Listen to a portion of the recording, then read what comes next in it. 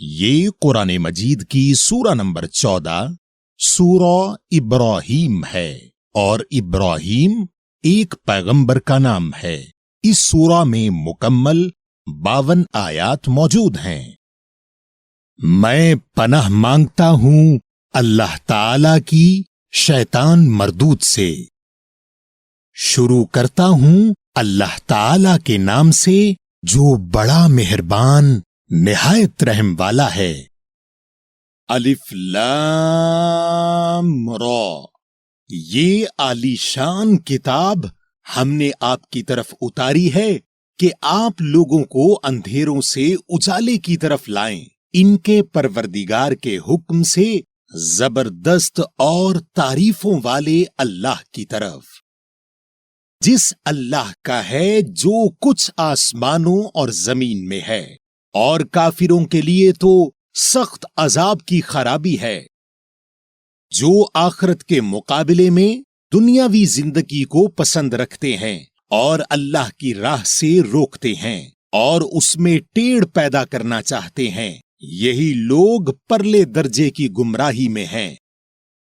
और हमने हर एक नबी को उसकी कौमी जबान में ही भेजा है ताकि उनके सामने वजाहत से बयान कर दे। अब अल्लाह जिसे चाहे गुमराह कर दे और जिसे चाहे राह दिखा दे, वो गलबा और हिकमत वाला है। और याद रखो, जबकि हमने मूसा अलैहिस्सलाम को अपनी निशानियां देकर भेजा कि तू अपनी कौम को अंधेरों से रोशनी में निकाल और उन्हें अल्लाह के एहसानात याद दिला। यकीनन उसमें निशानियां हैं हर एक सब्र करने वाले और शुक्र करने वाले के लिए। और जिस वक्त मूसा अलैहिस्सलाम ने अपनी कौम से कहा कि अल्लाह के वो एहसानात याद करो जो उसने तुम पर किए हैं, जबकि उसने तुम्हें फिरौनियों से निजात दी जो तुम्हें बड़े दुख पहुंचाते थे, तुम्हारे लड़कों को कत्ल करते थे और तुम्हारी लड़कियों को जिंदा छोड़ते थे, और उसमें तुम्हारे रब की तरफ से तुम पर बहुत बड़ी आजमाइश थी। और जब तुम्हारे परवरदिगार ने तुम्हें आगाह कर दिया कि अगर तुम शुक्रगुजारी करोगे तो बेशक मैं तुम्हें ज्यादा दूंगा, और अगर तुम नाशुक्री करोगे तो यकीनन मेरा अजाब बहुत सख्त है।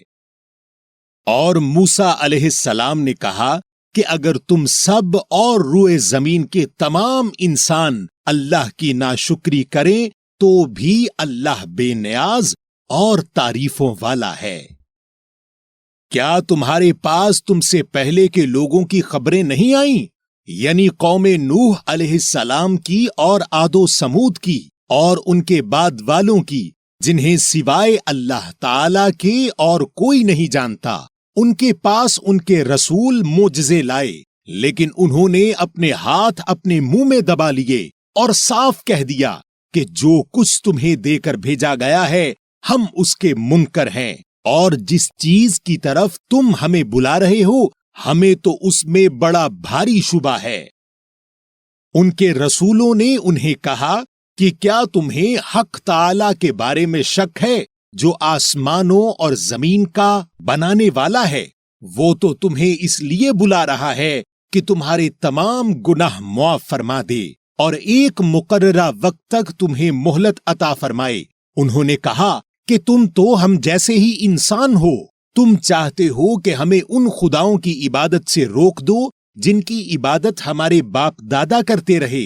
अच्छा, तो हमारे सामने कोई खुली दलील पेश करो।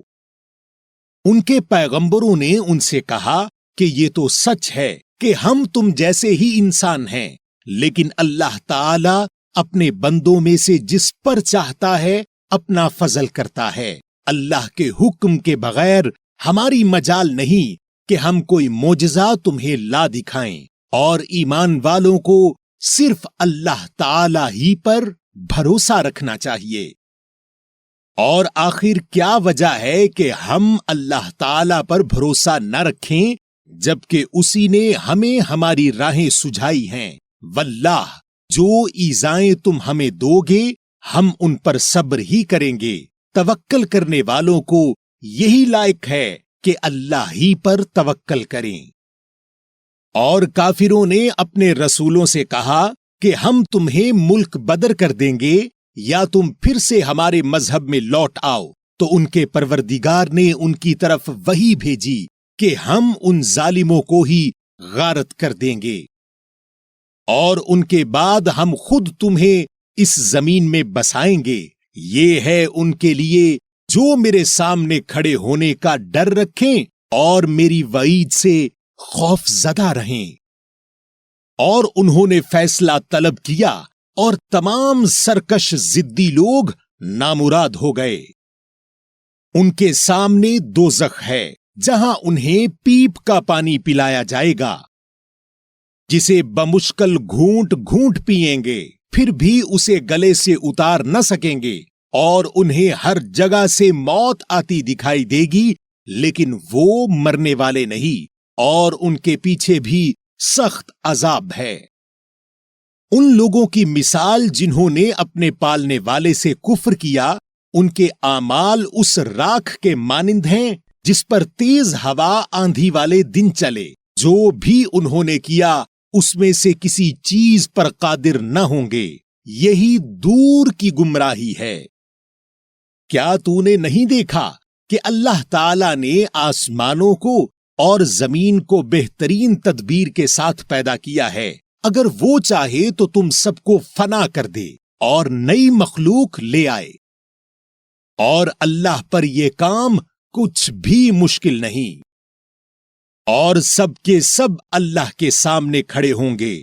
اس وقت کمزور لوگ بڑائی والوں سے کہیں گے کہ ہم تو تمہارے تابع دار تھے، تو کیا تم اللہ کے عذابوں میں سے کچھ عذاب ہم سے دور کر سکنے والے ہو؟ وہ جواب دیں گے کہ اگر اللہ ہمیں ہدایت دیتا تو ہم بھی ضرور تمہاری رہنمائی کرتے۔ اب تو ہم پر بے قراری کرنا اور صبر کرنا دونوں ہی برابر ہیں، ہمارے لیے کوئی چھٹکارا نہیں۔ اور جب اور کام کا فیصلہ کر دیا جائے گا تو شیطان کہے گا کہ اللہ نے تو تمہیں سچا وعدہ دیا تھا، اور میں نے تم سے جو وعدے کیے تھے ان کا خلاف کیا۔ میرا تم پر کوئی دباؤ تو تھا ہی نہیں۔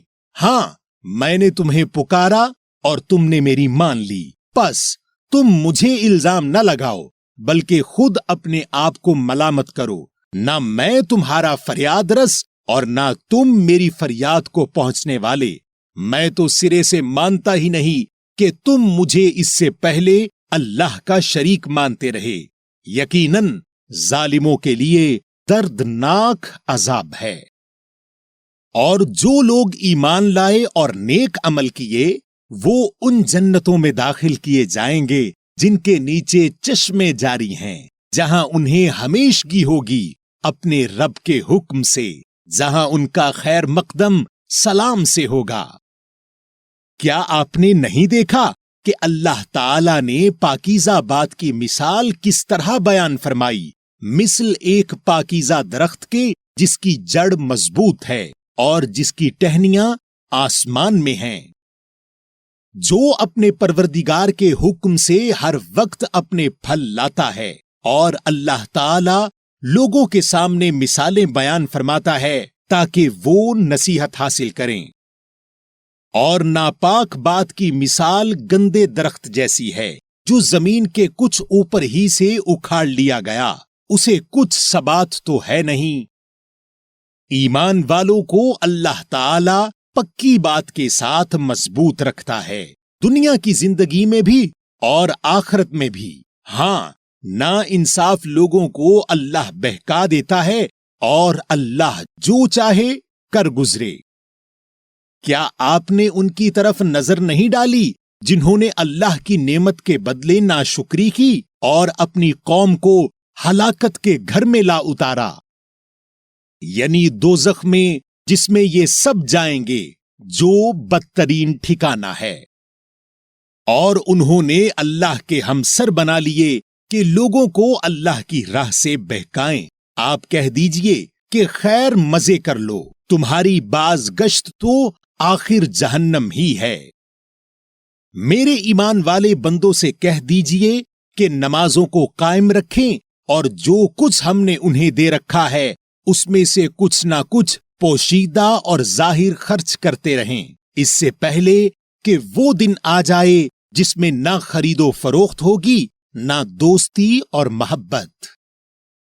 اللہ وہ ہے جس نے آسمانوں اور زمین کو پیدا کیا ہے اور آسمانوں سے بارش برسا کر اس کے ذریعے سے تمہاری روزی کے لیے پھل نکالے ہیں، اور کشتیوں کو تمہارے بس میں کر دیا ہے کہ دریاؤں میں اس کے حکم سے چلیں پھریں، اسی نے ندیاں اور نہریں تمہارے اختیار میں کر دی ہیں، اور اسی نے تمہارے لیے سورج اور چاند کو مسخر کر دیا ہے کہ برابر ہی چل رہے ہیں، اور رات دن کو بھی تمہارے کام میں لگا رکھا ہے، اور اسی نے تمہیں تمہاری منہ مانگی کل چیزوں میں سے دے رکھا ہے۔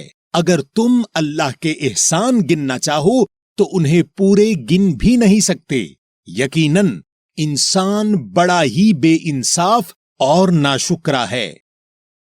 اور ابراہیم علیہ السلام کی یہ دعا بھی یاد کرو جب انہوں نے کہا کہ اے میرے پروردگار، اس شہر کو امن والا بنا دے اور مجھے اور میری اولاد کو بت پرستی سے پناہ دے۔ اے میرے پالنے والے معبود، انہوں نے بہت سے لوگوں کو راہ سے بھٹکا دیا ہے، پس میری تابعداری کرنے والا میرا ہے، اور جو میری نافرمانی کرے تو بہت ہی معاف کرنے والا اور بہت زیادہ کرم کرنے والا ہے۔ اے ہمارے پروردگار، میں نے اپنی کچھ اولاد اس بے کھیتی کی وادی میں تیرے حرمت والے گھر کے پاس بسائی ہے۔ اے ہمارے پروردگار، یہ اس لیے کہ وہ نماز قائم رکھیں، پس تو کچھ لوگوں کے دلوں کو ان کی طرف مائل کر دے اور انہیں پھلوں کی روزیاں عنایت فرما تاکہ یہ شکر گزاری کریں۔ اے ہمارے پروردگار، تو خوب جانتا ہے جو ہم چھپائیں اور جو ظاہر کریں، زمین و آسمان کی کوئی چیز اللہ پر پوشیدہ نہیں۔ اللہ کا شکر ہے جس نے مجھے اس بڑھاپے میں اسماعیل و اسحاق علیہم السلام عطا فرمائے۔ کچھ شک نہیں کہ میرا پالنہار اللہ دعاؤں کا سننے والا ہے۔ اے میرے پالنے والے، مجھے نماز کا پابند رکھ اور میری اولاد سے بھی۔ اے ہمارے رب، میری دعا قبول فرما۔ اے ہمارے پروردگار، مجھے بخش دے اور میرے ماں باپ کو بھی بخش اور دیگر مومنوں کو بھی بخش جس دن حساب ہونے لگے گا۔ اور نا انصافوں کے اعمال سے اللہ کو غافل نہ سمجھ، وہ تو انہیں اس دن تک مہلت دیے ہوئے ہے جس دن آنکھیں پھٹی کی پھٹی رہ جائیں گی۔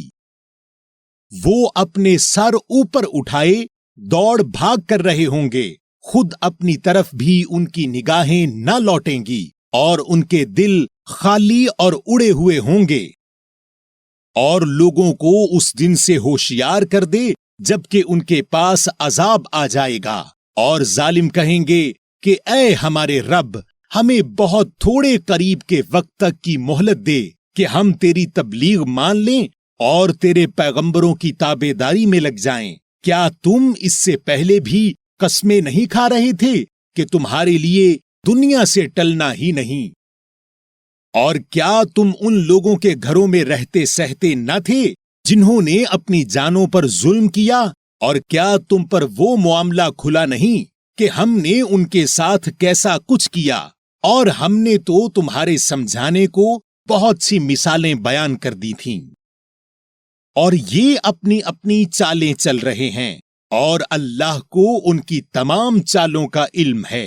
اور ان کی چالیں ایسی نہ تھیں کہ ان سے پہاڑ اپنی جگہ سے ٹل جائیں۔ آپ ہرگز یہ خیال نہ کریں کہ اللہ اپنے نبیوں سے وعدہ خلافی کرے گا۔ بے شک اللہ بڑا ہی غالب اور بدلہ لینے والا ہے۔ جس دن زمین اس زمین کے سوا اور ہی بدل دی جائے گی، اور آسمان بھی، اور سب کے سب غلبے والے اکیلے اللہ کے روبرو ہوں گے۔ اور آپ اس دن گناہگاروں کو دیکھیں گے کہ زنجیروں میں ملے جلے ایک جگہ جکڑے ہوئے ہوں گے. ان کے لباس گندک کے ہوں گے اور آگ ان کے چہروں پر بھی چڑھی ہوئی ہوگی. یہ اس لیے کہ اللہ تعالی ہر شخص کو اس کے کیے ہوئے اعمال کا بدلہ دے. بے شک اللہ تعالی جلد حساب لینے والا ہے. یہ قرآن تمام لوگوں کے لیے اطلاع نامہ ہے کہ اس کے ذریعہ سے وہ ہوشیار کر دیے جائیں اور بخوبی معلوم کر لیں کہ اللہ ایک ہی معبود ہے، اور تاکہ عقل مند لوگ سوچ سمجھ لیں. سامعین، آپ نے قرآن مجید کی سورہ نمبر 14 سورہ ابراہیم اردو ترجمہ کے ساتھ سنی. قرآن مجید میں سورہ نمبر 15 سورہ الحجر ہے.